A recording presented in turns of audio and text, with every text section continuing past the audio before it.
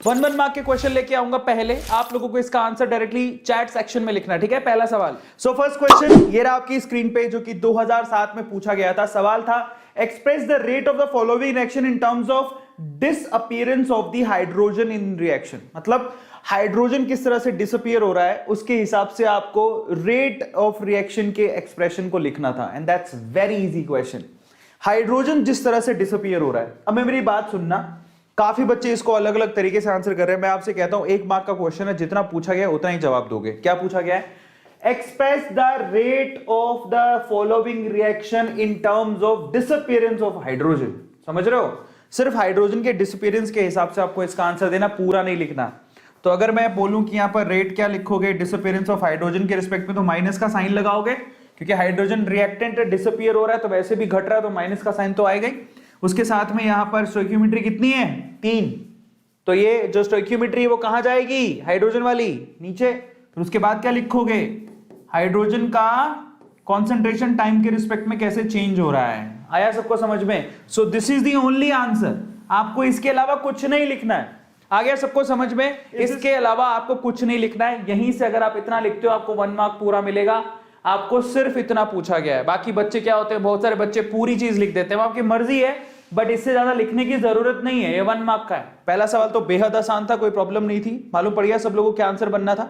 आप इसमें पूरा भी लिख सकते थे, पर मैंने आपको कहा कि आप सिर्फ हाइड्रोजन के रिस्पेक्ट में लिखो तो इतना बहुत है। आप चाहो तो नाइट्रोजन के रिस्पेक्ट में भी लिख सकते थे, अमोनिया के रिस्पेक्ट में लिख सकते थे, कोई प्रॉब्लम नहीं है। Is this clear? यस। तो आपको ध्यान रखना है rate of disappearance of hydrogen, यानी कि आपको ये DH2/dt का वैल्यू लिखना था, ठीक है। हाँ, ये इंटरेस्टिंग है। मतलब आपको वहां से वैल्यू निकाल लेना था, दैट्स इट। DH2/dt की वैल्यू निकालना था, minus of DH2/dt 3 times of rate of reaction, या फिर आप 3 कहीं से मल्टीप्लाई करते हैं यहां से। समझ में आ गया? इस तरह से इसको लिखना था। चलो, सो अब हम लोग आगे चलते हैं। नेक्स्ट क्वेश्चन किस किस को समझ में आ गया? ये अगले सवाल पर चले तो चलिए।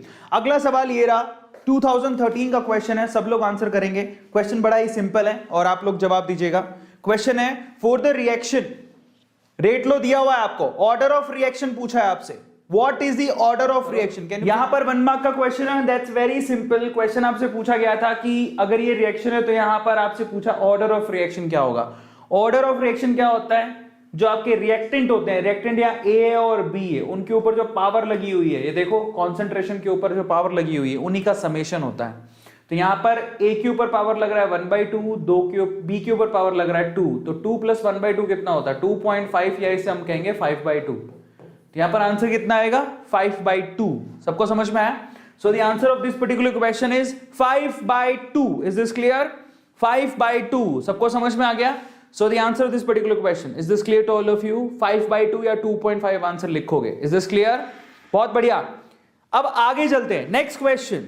अगला सवाल ये रहा आपकी स्क्रीन पे, सवाल नंबर 3, बोर्ड एग्जाम 2012 में पूछा गया था। सवाल है find the unit of rate constant for the following. ये जो आपको दे रखी है केमिकल रिएक्शन दे रखी है, इसमें आपको ये रेट लो दिया हुआ है। आपसे पूछा यूनिट क्या होगी रेट कांस्टेंट की, that is the question only. बहुत बढ़िया सवाल है। इसमें पूछा गया रेट कांस्टेंट का यूनिट क्या होगा। बहुत इंटरेस्टिंग क्वेश्चन है।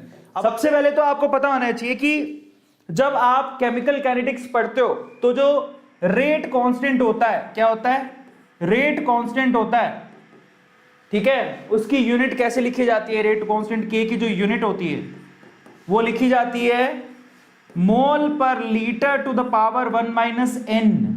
फिर आगे क्या लिखते हो? Time inverse.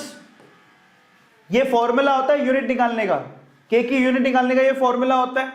यहां पर आपको किस चीज की रिक्वायरमेंट है? सिर्फ इसकी। ये क्या है? Order of reaction. अगर आप लोगों को ऑर्डर ऑफ रिएक्शन मिल जाए, ठीक है, तो आप निकाल दोगे। बताओ आप ऑर्डर ऑफ रिएक्शन कितनी है? ये रहा rate low. Order of reaction जरा देखो ये कितनी है? 3/2। ये दे रखा है। रेट लॉ में जो पावर होती है रिएक्टेंट की कॉन्सेंट्रेशन की, वही क्या कहलाता है? आपका ऑर्डर ऑफ रिएक्शन। तो n की वैल्यू कितनी है? 3/2। तो यहां पर K का यूनिट क्या बनेगा? K का यूनिट बनेगा मोल per litre to the power 1 - 3/2। आया समझ में? 1 - 3/2। और साथ में क्या बन रहा है? Time inverse. तो अगर 1 में से 1.5 घटाओगे तो 0.5 यानी कि माइनस का 1/2 यहां पर बचेगा। तो माइनस का 1/2 मतलब अंडर द रूट ले लो, समझ में आ गया, लीटर पर मोल का। तो के की यूनिट क्या बनेगी, के की यूनिट बन गई लीटर पर मोल टू द पावर 1/2, या फिर मोल per litre to the power -1/2, आप कुछ भी लिख सकते हो। साथ में क्या लिखोगे, टाइम इनवर्स, ये भी आंसर हो सकता है, या आप यहां पे भी मोल per litre to the power -1/2 भी लिख सकते हो। आ गया समझ में, मैंने उल्टा कर दिया इसको क्योंकि माइनस था। इज दिस क्लियर, किस किस को समझ में आ गया कैसे करना था? ये बहुत बढ़िया सवाल है क्योंकि यहां पर आपको दो चीजें निकालनी है, एक तो आपको ऑर्डर पता होना चाहिए, फिर आपको के की यूनिट का फॉर्मूला पता होना चाहिए, तब आप एन की वैल्यू रखोगे और आंसर निकालोगे। तो फाइनली इस तरह से इसका आंसर निकलना था। तो इसका आंसर आपको मालूम पड़ गया, फिर से देख लो एक बार। यहां पर ऑर्डर निकलता है 3/2 जो कि एक्चुअल में सिर्फ आपने पावर से निकाला है, आपको उससे कोई लेना देना नहीं है, आपको क्या देखना है, ये चीज देखनी है। फिर उसके बाद जरा चेक करो यूनिट कैसे निकालते हैं, ये तरीका है, आप उसका कंपैरिजन भी कर सकते थे। आप देखो, अगर आप रेट का यूनिट होता है mole per litre second inverse, के का यूनिट आपको निकालना है, कॉन्सेंट्रेशन का यूनिट होता है मोल पर लीटर और 3/2 पावर लगी हुई है। आप यहां से भी निकाल सकते थे, बात वही है, कोई फर्क नहीं पड़ना। फाइनली देखो वही आ रहा है, मोल पर लीटर, मोल की power half minus half litre की पावर हाफ सेकंड इनवर्स, वही है जो मैंने लिखा था। मैंने क्या लिखा था, मैंने आंसर आपको लिख के दिया था, ये के का यूनिट क्या निकल के आ रहा है, के का यूनिट निकल के आ रहा था, मैंने आपको लिखा दिया था लीटर पर मोल टू द पावर 1/2, और यहां लिखा था मैंने टाइम इनवर्स। आप ये भी लिख सकते हो, टाइम की जगह वो सेकंड ले रहा है, समझ में आ गया। टाइम कुछ भी हो सकता है, सेकंड मिनट आवर कुछ भी हो सकता है, आप सेकंड भी लिख सकते थे। बेटर है कि आप टाइम ही लिख के आओ, कोई फर्क नहीं पड़ता उससे। तो ये वही आंसर है अगर आप ध्यान से देखो तो। सबको समझ में आ गया? चलिए अब अगले सवाल की तरफ चलते हैं। नेक्स्ट जो क्वेश्चन है, क्वेश्चन नंबर 4 आपके सामने है, आप बताओ जरा। ये बहुत अच्छा सवाल है। कहता है आपके पास एक रिएक्शन है ट्वाइस ऑफ N2O5 है, जो कि NO2 जिसके 4 मॉलिक्यूल बन रहे हैं और O2 जिसका 1 मॉलिक्यूल बन रहा है, जिसके लिए आपको ना रेट लॉ दिया हुआ है। ये रेट लॉ क्या है जरा आप देखो, बहुत बढ़िया सवाल है ये। रेट लॉ क्या है, K N2O5 to the power 1। जरा समझो, रेट लॉ में N2O5 का सिर्फ एक ही मॉलिक्यूल है, इसका मतलब ये जो रिएक्शन है बेसिकली एक से ज्यादा स्टेप में हो रही है, जिसमें से स्लो स्टेप में सिर्फ N2O5 का एक ही मॉलिक्यूल पार्टिसिपेट कर रहा है। अब आपसे पूछा गया propose the mechanism of the reaction, इस रिएक्शन का मैकेनिज्म क्या होगा, that is the question only. Propose the mechanism of the reaction, इस पर्टिकुलर केमिकल रिएक्शन का मैकेनिज्म क्या होगा, that is the question only. तो चलो इसका आंसर कैसे दोगे आप लोग जरा बताओ। बहुत अच्छा सवाल है, यहां पर मैकेनिज्म पूछिए। पहले गौर करो, आप कभी भी रेट लो लिखते हो तो वो आप सबसे स्लो स्टेप के लिए लिखते हो, यस और नो? सबसे स्लो स्टेप, जब कोई रिएक्शन एक से ज्यादा स्टेप में होती है तो स्लो स्टेप के लिए रेट लो लिखा जाता है। रेट लो पे साफ नजर आ रहा है कि N2O5 का सिर्फ एक ही मॉलिक्यूल है, जबकि केमिकल रिएक्शन में इसके 2 मॉलिक्यूल हैं, इसके 4 मॉलिक्यूल है और इसका 1 मॉलिक्यूल है। कैसे करोगे? तो देखो, ये स्लो स्टेप और फास्ट स्टेप 2 स्टेप में होगी। स्टेप नंबर 1 में क्या लिखोगे, स्टेप नंबर 1 जिसको मैं बोलूंगा स्लो स्टेप, उसमें मुझे पता है कि रेट लो खुद ही कह रहा है कि उस स्टेप के अंदर सिर्फ N2O5 ही यूज हो रहा है और कुछ नहीं। तो यहां पर N2O5 का एक मॉलिक्यूल लिया और उसको अगर मैं तोड़ूं, हीट किया, तो ये कैसे टूटेगा? देखो आपके पास प्रोडक्ट के तौर पे सिर्फ एक NO2 और एक O2 है और कुछ नहीं है। तो मान लो इसको मैं एक तो मैं NO2 बना देता हूं, जरा सोचना, प्लस में दूसरी चीज क्या बनाऊंगा, अगर मैं N2O5 में से NO2 निकाल दूं, एक नाइट्रोजन चला गया, 2 ऑक्सीजन चले गए, तो पीछे क्या बच गया, एक नाइट्रोजन और 3 ऑक्सीजन बच गए। तो एक इंटरमीडिएट, एक नाइट्रोजन और 3 ऑक्सीजन वाला एक इंटरमीडिएट निकलेगा।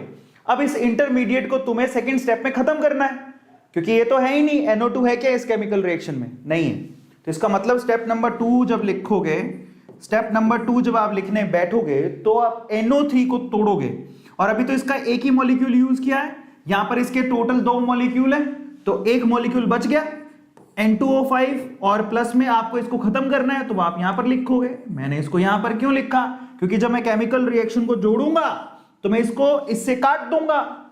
आ गया समझ में? तो स्टेप नंबर 2 में एक मॉलिक्यूल ये रहा, एक मॉलिक्यूल अब एक और यूज कर लिया, तो एक और एक कितने हो गए, 2। समझ में आ गया? NO3 को मुझे खत्म करना था, ये NO3 यहां से इसके साथ खत्म होना था। अब आप देखो N2O5 और NO3 ये दोनों आपस में जब रिएक्ट करेंगे तो क्या बनेगा? कई बच्चों को तो परेशानी हो रही है, पर कुछ नहीं है इसके अंदर। पता है क्या बनेगा? आप बताओ, पूरी केमिकल रिएक्शन में ऊपर में देखना, NO2 एक ऑलरेडी बना चुके हो, समझ में आ गया? अब आपको कितने NO2 और चाहिए? 4 थे, एक बना चुके, तो 3 और चाहिए, तो यहां पर 3 NO2 बनेंगे। आ गया समझ में? प्लस आपको और केमिकल रिएक्शन में एक ऑक्सीजन भी दिख रही है। आ गया समझ में? तो जब आपको एक ऑक्सीजन भी दिख रही है तो वो तो अभी तक आई नहीं है कहीं भी, तो इसका मतलब एक ऑक्सीजन बनेगी। अब मैं आपको गारंटी देता हूं, इन दोनों को जोड़ लो तो ऊपर वाली केमिकल रिएक्शन आ जाएगी। दिखाऊं? देखो, यही आपकी मैकेनिज्म, ये स्टेप नंबर 1 है, ये स्टेप नंबर 2 है। इन दोनों को जोड़ोगे तो आपको ऊपर वाली केमिकल रिएक्शन मिलेगी। कैसे? जोड़ो, ये NO3 ये NO3 कैंसिल हो गया। आ गया समझ में? अच्छा, ये बैलेंस है कि नहीं है जरा देख लो। यहां पर नाइट्रोजन कितने हैं? 2 और 1 3, वहां पर भी 3 है। ऑक्सीजन कितने यहां पर? 5 और 3 8, वहां पर कितने हैं? 3 दूनी 6 और 2 8, है ना? अब इन सबको जोड़ दो, बैलेंस है केमिकल रिएक्शन। इन दोनों को जोड़ो, जोड़ने पर क्या होगा? ट्वाइस ऑफ N2O5, ये तो कट गया आपस में। फिर आपको क्या मिल रहा है?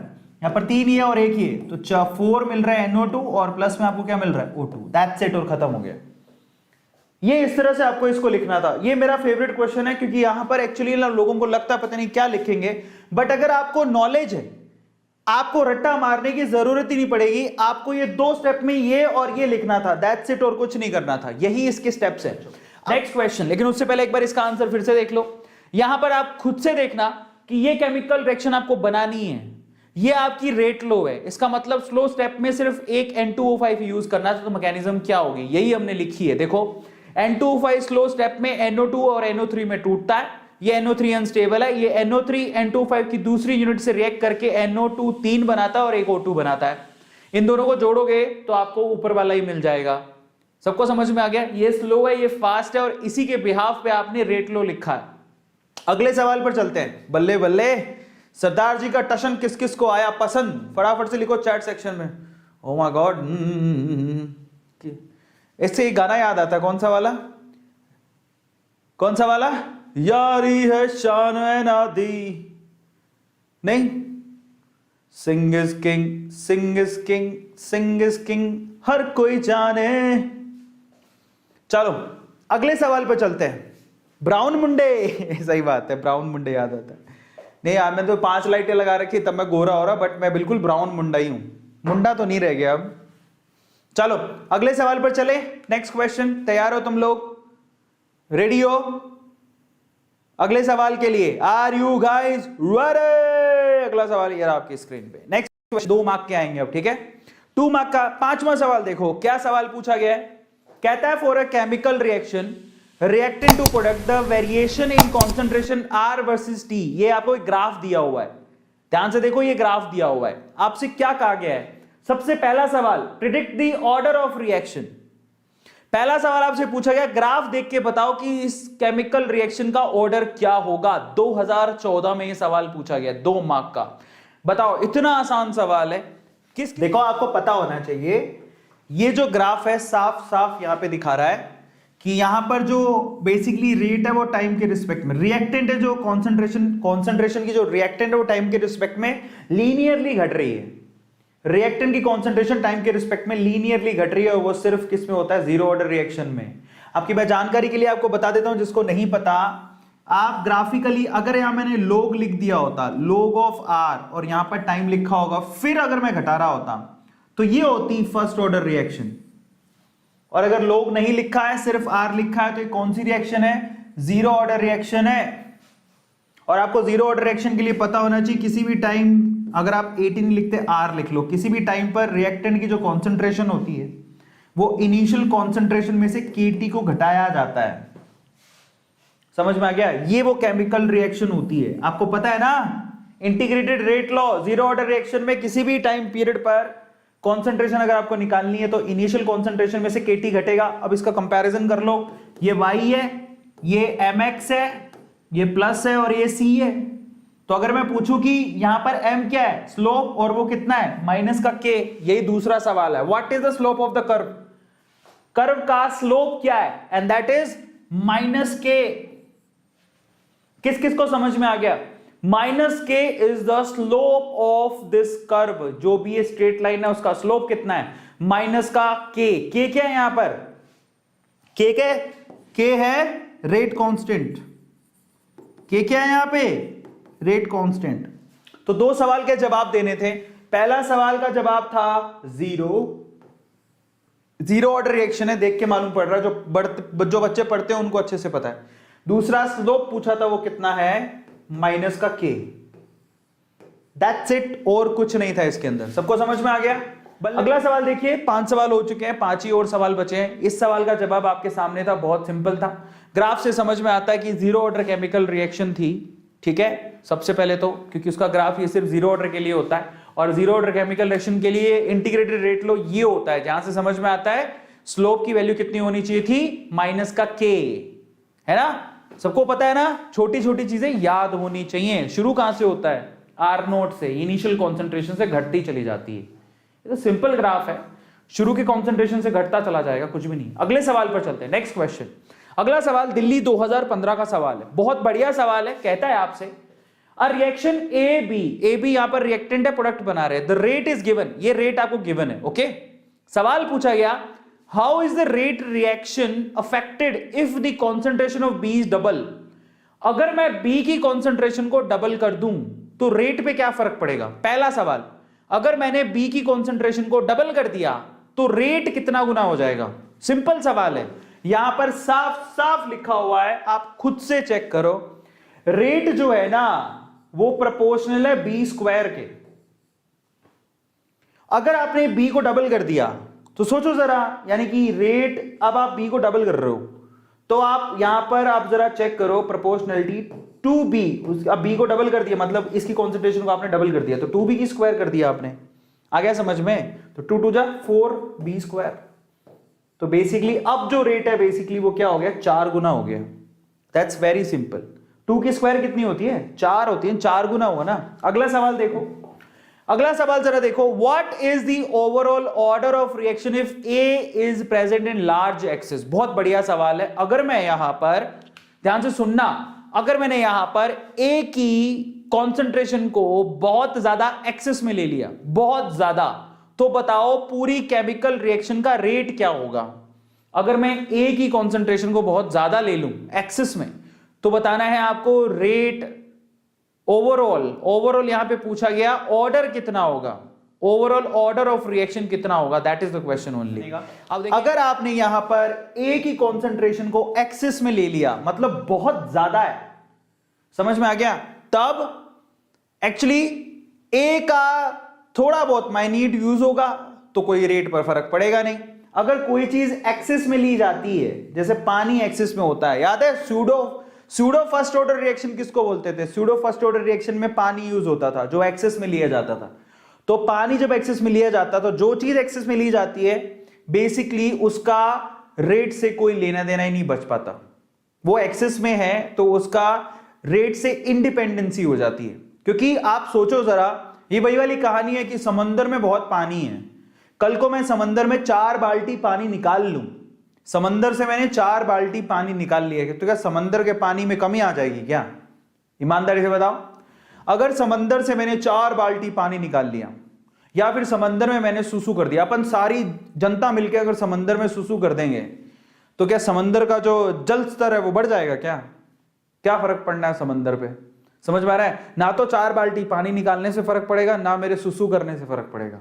अरे गेटिंग माई पॉइंट, है ना? वहीं एक मग्गा लो, एक मग्गे में से एक मग्गा पानी निकाल लोगे तो खाली हो जाएगा, सुसु कर दोगे तो भर जाएगा। तो डिफरेंस चेक करो, जब आप कोई चीज एक्सेस में लेते हो, समंदर एक्सेस है, अनंत है, उसमें कुछ डालने से फर्क नहीं पड़ेगा, निकालने से फर्क नहीं पड़ेगा। तो ऐसा ही यहां पर भी है, अगर ए एक्सेस में लिया है तो अब इसको डिस्कार्ड कर दो, अब उसका कोई मतलब नहीं है। अब जो रेट है वो सिंपली किस पे डिपेंड कर रही है? बी पे। समझ में आ गया? तो अब जो रेट होगी वो एक्चुअली वो सिर्फ बी पे डिपेंड करेगी, बी की स्क्वायर पर। तो ऑर्डर क्या हो गया? ए तो हट गया, तो ऑर्डर क्या हो गया? 2। सबको समझ में आ गया? ऑर्डर निकलेगा 2। अब ए डिस्कार्ड हो गया, इसका कोई मतलब नहीं है। अब rate actually B to the power square है, तो यहां पर जो 2 लिखा है वही तुम्हारे लिए क्या हो गया? ऑर्डर ऑफ रिएक्शन हो गया। बहुत अच्छा सवाल था, यही सवाल दिल्ली 2015 में पूछा गया था। सबको समझ में आ गया? ठीक है, is this clear? Is this clear to all of you? जल्दी से लिखो चैट सेक्शन में। तो यहां पर अगर आप ये लेके चलते हो और फिर अगर आपको बी को डबल करना है तो 4 गुना हो जाएगी रेट। आपको इस तरह से प्रूव करके दिखाना उसको, जैसे अपन ने किया था। फिर उसके बाद अगर आपने ए को एक्सेस में ले लिया तो रेट एक्चुअली अब ए की कॉन्सेंट्रेशन पे डिपेंड नहीं करेगा। समझ में आ गया? अब सिर्फ बी पे डिपेंड करेगा, तो ऑर्डर ऑफ रिएक्शन 2 हो गई। क्लियर है सब लोगों को? इस तरह से आंसर निकला था। कोई भी चीज एक्सेस में होती है फिर उसका कोई मतलब नहीं है, ये वही वाली सीन है जो मैंने आपको बताई थी। Is this clear? 7वें सवाल पर हम लोग चल रहे हैं। अगला सवाल ये रहा, सोल्व करके बताओ। कहता है the rate constant for the reaction of zero order. पहले ही कह रहा है कि जीरो ऑर्डर रिएक्शन है, उसके लिए रेट कांस्टेंट की वैल्यू दे रहा है आपको 0.0035, ठीक है, 0030 मोल पर लीटर पर सेकंड, ठीक है। कहता है how long will it take for the initial concentration of the reactant to fall from 0.1 capital M to 0.075 capital M. अगर आप कोई रिएक्टेंट पकड़ते हो जो इनिशियली 0.1 कैपिटल एम कॉन्सेंट्रेशन थी और वो 0.075 कैपिटल एम कॉन्सेंट्रेशन की बच जाए, तो सवाल आपसे पूछा गया और रेट कांस्टेंट दिया हुआ है, तो समय पूछ रहा हाउ लॉन्ग, इसमें कितना समय लगेगा, और वो कह रहा है जीरो ऑर्डर केमिकल रिएक्शन। कितना आसान सवाल है ये। अब मैं आपको बता दूं इसको सोल्व कैसे करोगे। आपको सिर्फ ये पता होना चाहिए जीरो ऑर्डर केमिकल रिएक्शन में होता क्या है। जीरो ऑर्डर केमिकल रिएक्शन में किसी भी रिएक्टेंट की कॉन्सेंट्रेशन को आप निकाल सकते हो किसी भी समय के लिए। आपको इनिशियल कॉन्सेंट्रेशन पता होना चाहिए, उसमें से केटी की वैल्यू आप माइनस करोगे, यही होता है। अब आपको समय पूछा गया, बाकी सब चीजें दे रखी हैं। देखो आप बताओ इनिशियल कॉन्सेंट्रेशन कितनी है। इनिशियल कॉन्सेंट्रेशन 8 नॉट, कितनी वैल्यू दे रखी है 0.1, सही है। फिर आपको किसी समय पर कॉन्सेंट्रेशन भी दे रखी है, वो 0.1 से कितना जाना चाहता है 0.05, तो इसका मतलब 80 की वैल्यू भी आपको गिवन है, कितनी है 0.05, 0.075 गिवन है। फिर आपको के की वैल्यू भी गिवन है, के की वैल्यू कितनी है, फिर आपके लिए के की वैल्यू भी गिवन है, कितनी गिवन है, ये रही 0.0030, तो ये 0.0030, ये सब तो दिया है, टाइम निकालना है, तो ये इक्वेशन निकाल दो, टाइम क्या बचा इसके अंदर। तो अगर आप टाइम निकालना चाहो तो इस केटी को इधर ले आओ तो टाइम निकाल सकते हो। तो कैसे निकालोगे, that is a naught minus 80 by T by के, यही करना है। अगर मैं केटी को यहां ले आऊं और इस 80 को वहां ले जाऊं तो यहां से सिर्फ टाइम निकालना है, नीचे के से डिवाइड करोगे, तो ये के है, मैंने स्पेशल तरीके से बनाया है, ठीक है। तो दिस इज के।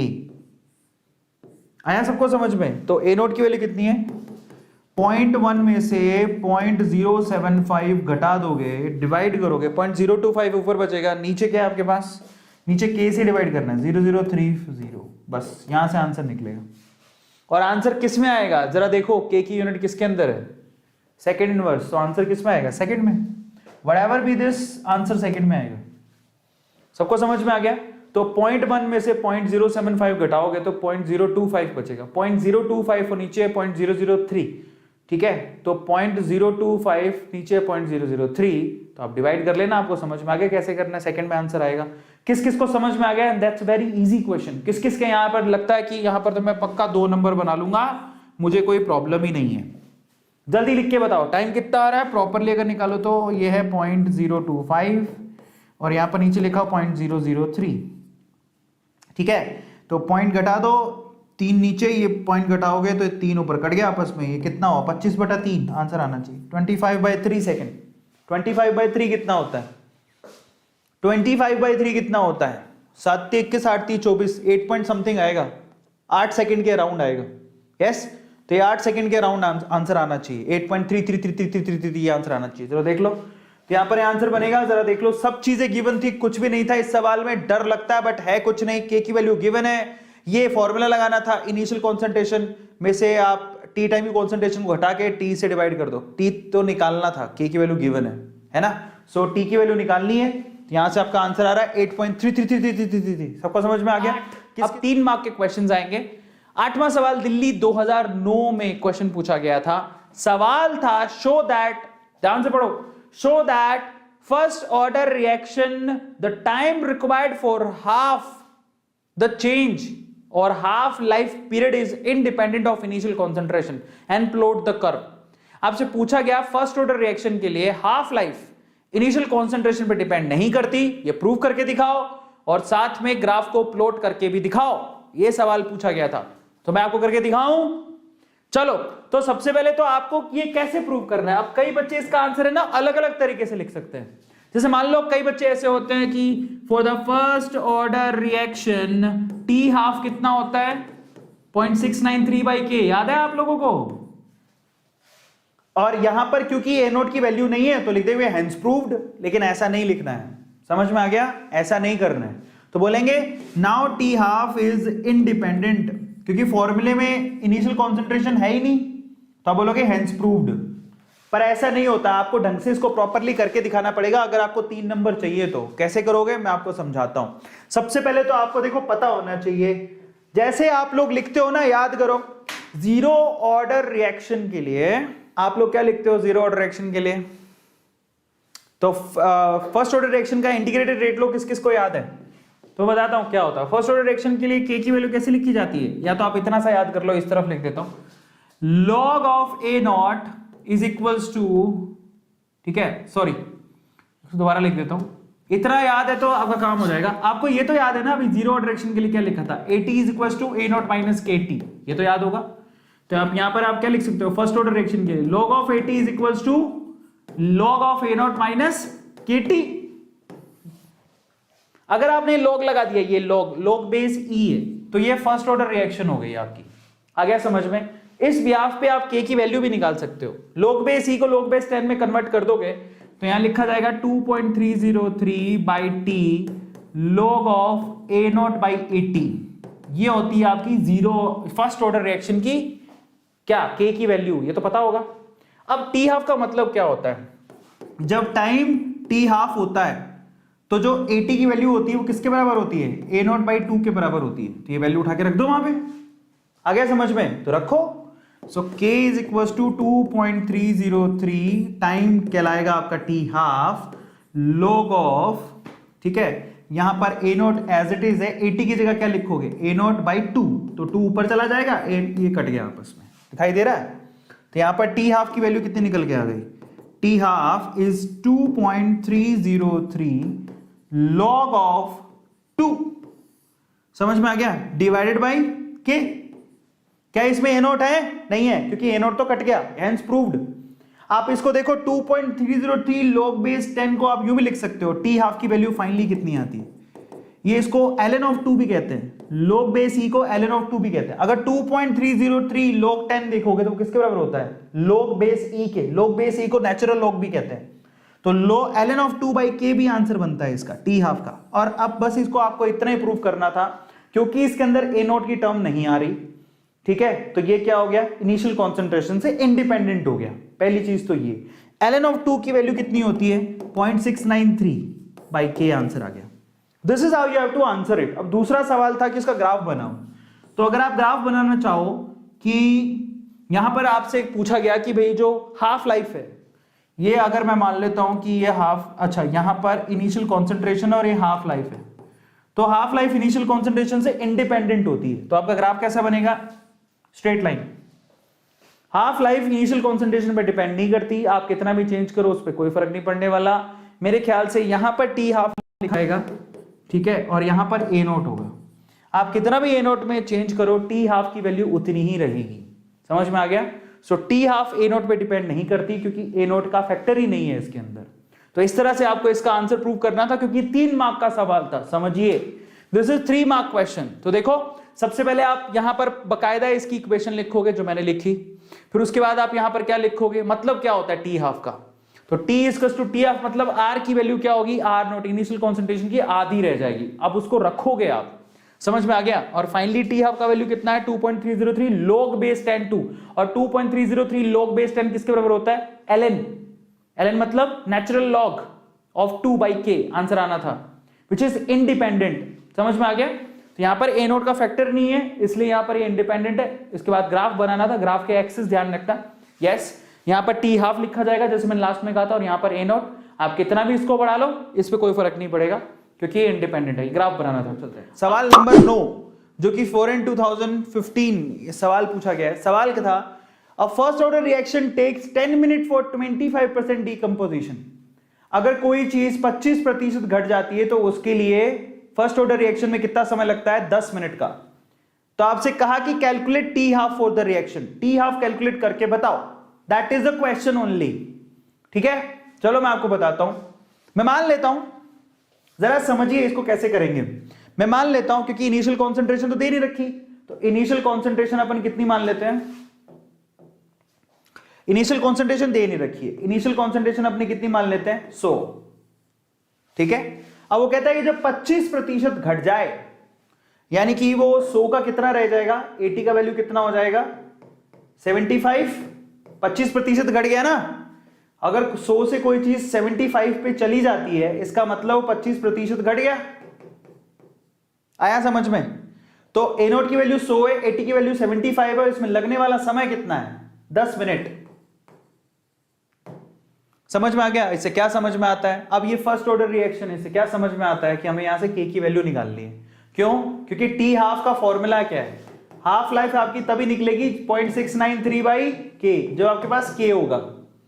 अगर आपने के निकाल लिया तो आपका आंसर आ जाएगा। अब सारी वैल्यू के लिए दे रखी है। फर्स्ट ऑर्डर रिएक्शन के लिए के कैसे निकलता है, 2.303 by T log of A not by 80, ऐसे निकलता है। फॉर्मूला भी बताया था के की वैल्यू निकालने का। 2.303 बाई टी की वैल्यू कितनी है 10 मिनट, और साथ में लॉग ऑफ ए नोट की वैल्यू कितनी है 100, ये कितनी है 75। तो 100 बाई 75 कितना होता है, देखो यहां पर log 3 की वैल्यू आपको दे भी रखी है, log 4 की वैल्यू भी दे रखी है। ये कितना होता है 4/3, log of 4 minus 4 log of 3, value सारी दे रखी है आपको, तो के की वैल्यू निकल जाएगी यहां से, सारी वैल्यू भी दे रखी है ऊपर, ये इसकी खास बात है। तो यहां से आप देखो 2.303 बाई 10, यहां पर log of 4 minus log of 3, log of 4 की वैल्यू आपको दे रखी है 0.6020, log ऑफ 3 ये तो 0.6 में से 0.4 गया, 0.2 मान लो। समझ में आ गया? तो यहां से 0.2 है, पॉइंट जब हटाओगे तो क्या होगा बेसिकली, तो 0.2 बाई यानी कि 2/10, 2 2 जा 4 बाई 100, तो 0.04 के करीब आएगा ये के की वैल्यू, जो आप निकाल सकते हैं, यहां से कोई प्रॉब्लम नहीं है ना। और के की यूनिट क्या बनेगी, क्योंकि यहां पर आप लोगों को टाइम कितने दे रखा है 10 मिनट, तो ये के की यूनिट बनेगी मिनट इनवर्स। क्या बनेगी? Minute inverse. के की वैल्यू जब निकल गई तो अब आपको टी हाफ निकालना है। टी हाफ कैसे निकलेगा, ये देखो यहां पर 0.693 by k, whatever be the value of k you have to put here, answer निकल जाएगा। समझ में आ गया सब लोगों को? 2 2 जा 4 बाई 100, 0.04 के अराउंड आएगा ये, मतलब उसके आसपास ही, उसको के की वैल्यू रख देना 0.6 बाई 0.04, आंसर आपका टी हाफ का आ जाएगा। दैट्स इट, और कुछ नहीं करना उसमें। ठीक है, किस किस को समझ में आ गया? डिटेल बताऊं? बहुत इजी था ये सवाल। तो अब देखो यहां पर आपको फिर से मैं दिखा देता हूं, जरा आप ध्यान से चेक करना है जिसको समझ में नहीं आया। सबसे पहले तो ये इक्वेशन आपको याद होनी चाहिए। जीरो ऑर्डर फर्स्ट ऑर्डर के इंटीग्रेटेड रेट लो याद करके जाना। ये फर्स्ट ऑर्डर का है के 2.303 by T log initial concentration upon concentration at any time, ये पता होना चाहिए। उसके बाद क्या होगा, टाइम की वैल्यू कितनी दे रखी है 10, तो 1/10, 10 नीचे टाइम है वो नीचे लिख रहे हो, तो मिनट इनवर्स आएगा ना, यहां पे खत्म हो गई बात। दूसरा ऊपर 100 है, नीचे 75 आएगा, क्योंकि 75 यहां पर 100 माइनस 25, 25% घट गया तो 75 आएगा। अभी वैल्यू रखनी थी, सारी वैल्यू रखते, हाँ मतलब कैलकुलेट करना था, मैं तो रैंडमली आपको आंसर बताया था।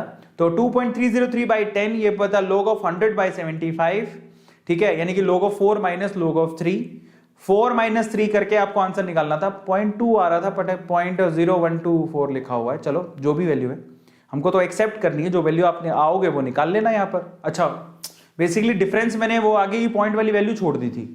फिर आप जब इसको कैलकुलेट करोगे तो ओवरऑल आ रहा है 0.02 मिनट इनवर्स। सबको समझ में आ गया?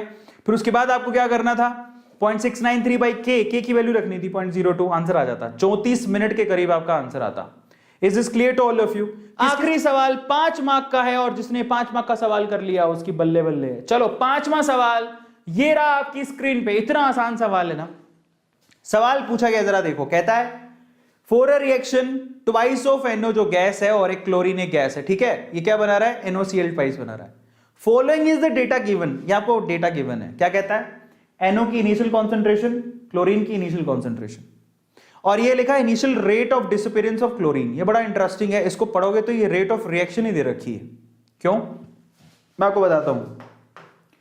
अगर आप इसको ध्यान से देखोगे तो आखिरी डेटा ये रेट ऑफ रिएक्शन ही है। ऐसा क्यों? क्योंकि अगर मैं बोलूं कि चलो इसके लिए तुम रेट लिख के बताओ, तो क्या लिखोगे विद रिस्पेक्ट टू क्लोरीन, तो ऐसे तो लिखोगे minus of DCl2 by dt। Chlorine के रिस्पेक्ट में जो रेट लिखोगे वो पूरी केमिकल रिएक्शन की रेट है। तो यहां पर रेट दिया हुआ है, सिर्फ ये पागल बनाने के लिए लिख दिया ताकि बच्चे डर जाएं, बट ये जो भी आपको दे रखा है ये पूरा डेटा, ये पूरी केमिकल रिएक्शन का रेट ही है। तो अगर मैं बोलूं कि पूरी केमिकल रिएक्शन का रेट लिखो, तब क्या लिखोगे, minus of DCl2 by dt नहीं लिखोगे, क्लोरीन के रिस्पेक्ट में लिखोगे, वो तो NO के रिस्पेक्ट में 2 आएगा नीचे, बट इसमें तो स्टोइकियोमेट्री 1 है। समझ में आ गया? तो पूरी केमिकल रिएक्शन का जो रेट है वो minus of D chlorine by D T. इसका मतलब जो भी rate of disappearance of chlorine है वही रेट है तुम्हारी, और जो आपको दे रखी है। अब सवाल क्या पूछा है, देखो कहता है write the expression for rate law. Rate law का एक्सप्रेशन लिखो। अब देखो रेट लो का एक्सप्रेशन कैसे लिखा जाएगा। अगर आपको रेट लो का एक्सप्रेशन लिखना है तो उसमें आपको क्या क्या चीजें चाहिए। रेट लॉ के हिसाब से रेट इज इक्वल टू के, साथ में रिएक्टेंट कौन है, एक तो NO और एक क्लोरीन है, बट हम उसकी पावर कितनी लगाए हमें पता नहीं। तो यहां पर NO टू द पावर ढूंढना है आपको, मान लो x, और क्लोरीन टू द पावर ढूंढना है आपको, वो मान लो y। अब x और y की वैल्यू चाहिए आपको और कुछ नहीं, मतलब आपको ऑर्डर ऑफ रिएक्शन निकालना। अब कैसे निकालोगे? अब उसके लिए तरीका देखो, देखो मेरा बड़ा सिंपल तरीका है। अरे ध्यान से देखो, आप किसी एक रिएक्टेंट को फिक्स कर लो। आप 2 डेटा पकड़ो, किसी एक रिएक्टेंट को फिक्स कर लो। जरा देखो, अगर मैं पहला और दूसरा लाइन पकड़ूं, पहला और दूसरा, पहले और दूसरे लाइन में NO की कॉन्सेंट्रेशन चेंज हो रही है क्या? नहीं। इसका मतलब मुझे इसकी चिंता नहीं है। अगर NO की कॉन्सेंट्रेशन पहले और दूसरे में चेंज नहीं कर रहे तो तुम कर क्या रहे हो? तुम क्लोरीन की कॉन्सेंट्रेशन को कितना कर रहे हो? डबल। क्लोरीन की कॉन्सेंट्रेशन कितनी हो गई है? 2 गुना। 0.15 से कितनी हो गई? 0.3, दोगुना कर दी। तो रेट पे क्या फर्क पड़ रहा है? रेट भी कितनी हो गई है? 0.6 से 1.2, ये भी डबल, दुगनी। इसका मतलब क्या निकला? जब आप क्लोरीन की कॉन्सेंट्रेशन को डबल करते हो तो रेट भी डबल हो जा रही है। तो इसका मतलब क्या हुआ? इसका मतलब y की वैल्यू कितनी होनी चाहिए? 1। यस और नो? मतलब क्लोरीन की पावर कितनी होनी चाहिए? 1। क्यों? क्योंकि जब rate is directly proportional to chlorine की कॉन्सेंट्रेशन होगी, क्लोरीन की कॉन्सेंट्रेशन, ये तो मतलब निकला। अगर मैं क्लोरीन को डबल करूंगा तो रेट डबल, क्लोरीन को ट्रिपल करूंगा तो रेट ट्रिपल, क्लोरीन को 4 गुना करूंगा तो रेट 4 गुना हो जाएगी। आ रहा है समझ में? तो यही तो किया मैंने। जैसे ही मैंने यहां पर क्लोरीन को डबल किया, रेट डबल हो गई। इसका मतलब y की वैल्यू कितनी होनी चाहिए? पावर कितनी होनी चाहिए? 1। सबको समझ में आ गया? तो मुझे y का वैल्यू यानी कि क्लोरीन का ऑर्डर मिल गया। y का वैल्यू कितना होगा? 1। ऐसे ही करके अब मैं क्या करूंगा? अब मैं ऐसी रो पकड़ूंगा जहां पर क्लोरीन फिक्स हो। पकड़ो, कहां पर क्लोरीन फिक्स है जरा आप देखो। क्लोरीन अब कहां फिक्स है? तो क्लोरीन यहां पर देखो, मैं पहली और तीसरी रो पकड़ लेता हूं। ये पहली रो दिखाई दे रही है सब लोगों को, और ये तीसरी रो। पहली और तीसरी रो में अगर आप ध्यान से देखो, मैंने क्लोरीन को चेंज नहीं किया। 0.15 से ये कितना है? 0.15 ही है। तो यहां चेंज क्या हो रहा है? यहां पर देखो मैंने NO की वैल्यू चेंज हो रही है। पहली और तीसरी में गौर से देखोगे तो पहली और तीसरी में क्या चेंज हो रहा है? 0.15 से सीधे 0.3, यानी कि दुगना।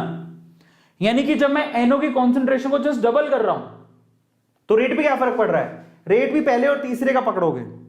ये 0.6 से कितना हो रहा है? 2.4, कितना? 4 गुना। तो यहां से यहां कितना चेंज आ रहा है? 4 गुना। अब मतलब समझो, जब आपने NO की कॉन्सेंट्रेशन को डबल किया, पहले और तीसरे रो में डबल कर दिया, देखो 0.15 का दुगना होता है 0.3, तो रेट आपकी 4 गुना हो गई। 0.6 का 4 गुना 2.4। तो इसको डबल करने से यहां 4 गुना हो रहा है। तो इसका मतलब क्या हुआ? x की वैल्यू कितनी होनी चाहिए? 2। r जो है बेसिकली कैसे डिपेंड करेगा? NO टू द पावर कितनी होनी चाहिए? डबल। आया समझ में? स्क्वायर लगनी चाहिए। क्यों? अब मैं इसको अगर NO की वैल्यू को डबल करूंगा तो रेट 4 गुना होगी, क्योंकि यहां पर 2 का स्क्वायर लगा हुआ है, 4 गुना। तो इसका मतलब x की वैल्यू मिल गई और y की वैल्यू मिल गई। इसका मतलब रेट कैसे लिखोगे?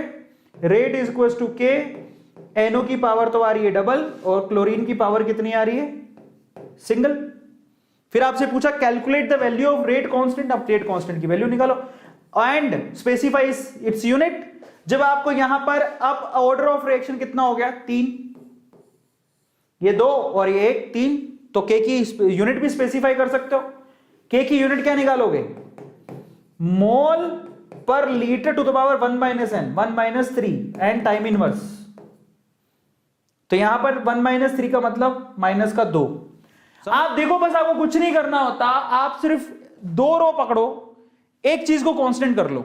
मैंने पहली बार में 1 और 2 को किया, जहां पर NO कांस्टेंट था, सिर्फ ये चेंज हो रहा था। जब मैंने क्लोरीन को डबल किया तो रेट भी डबल हो रही है। तो इसका मतलब क्लोरीन टू द पावर 1 होगी। दिमाग लगाओ ना मैथमेटिकली।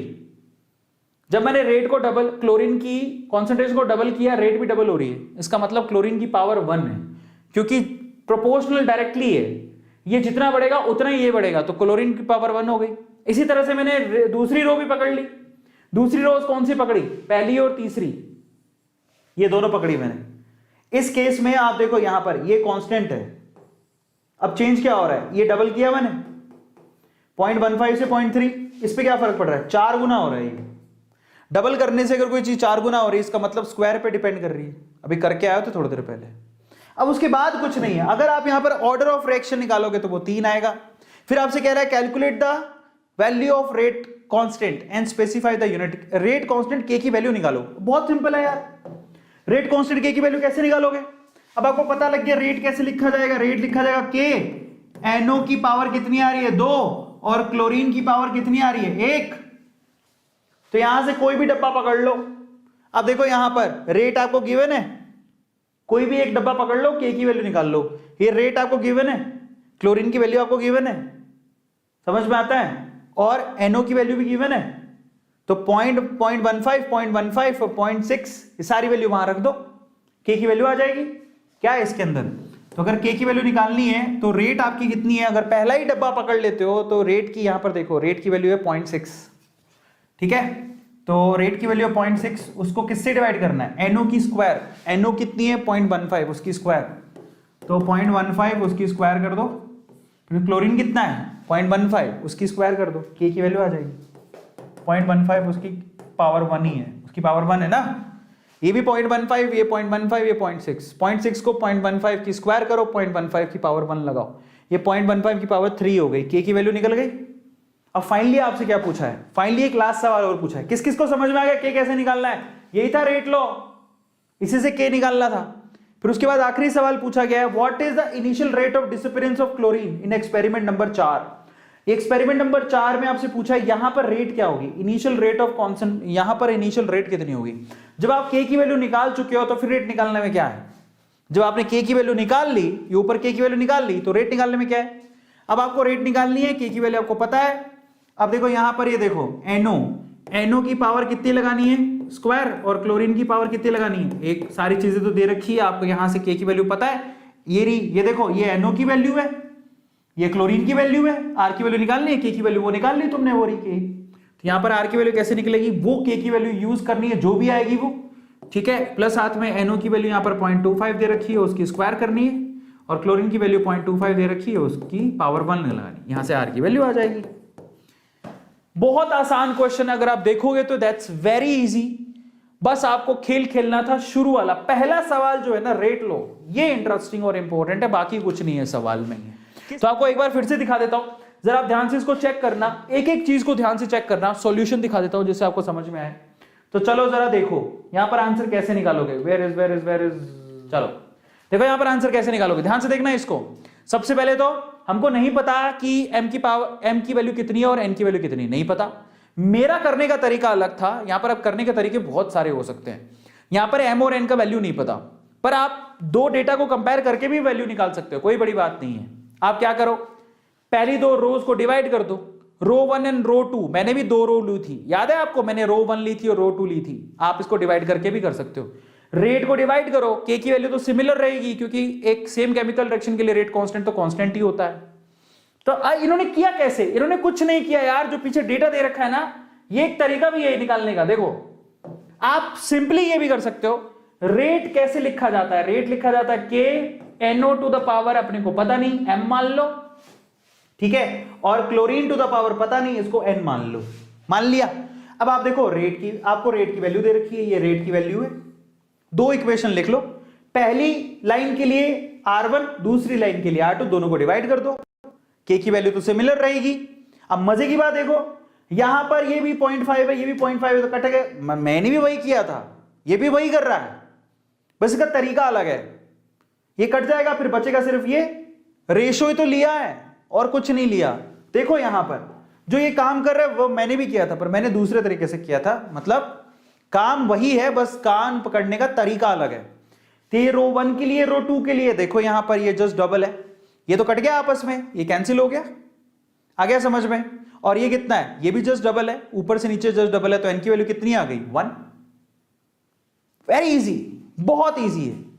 आ गया समझ में? रो 1 और रो 2 को इसी तरह से मैंने रो 1 और रो 3 लिया था। अगेन अगर आप रो 2 और रो 3 लोगे तब भी काम चल जाएगा। मैंने रो 1 और रो 3 लिया था, तब मैं आप वहां से वो वैल्यू निकाल ली थी मैंने। तो रो 1 और रो 3 लोगे तब आपके पास m की वैल्यू भी आ जाएगी, ऐसे काट के कितनी आएगी 2, हमने भी निकाला था। उसके बाद आपका रेट लो निकल गया। NO की पावर कितनी है 2, क्लोरीन की पावर 1 है। यहां से ऑर्डर ऑफ रिएक्शन कितनी आ रही है 3। फिर उसके बाद कुछ नहीं है। अगले सवाल में तो बेहद आसान था। आपसे अब कहा गया एक्सपेरिमेंट नंबर 1 पकड़ लो। मैंने कहा था ना आपसे, उसे k की वैल्यू निकाल लो। That's very easy. तो यहां से k की वैल्यू निकाली 177.77, ये इसका आंसर आ रहा है k की वैल्यू। जब आपके पास k की वैल्यू निकल गई तो एक्सपेरिमेंट 3 में पकड़ो, ये r है, ये k है, ये NO, r की वैल्यू निकालनी है, k की वैल्यू तुमने पिछले एक्सपेरिमेंट निकाली है, ये वैल्यू दे रखी है, ये वैल्यू दे रखी है 0.25 दे रखी है। 0.25 की स्क्वायर करोगे या 0.25 1 पावर होगी। ये k की वैल्यू तुमने निकाली थी, r की वैल्यू निकल के आ गई। बहुत इजी सवाल है, सिर्फ कैलकुलेशन वाला पार्ट है।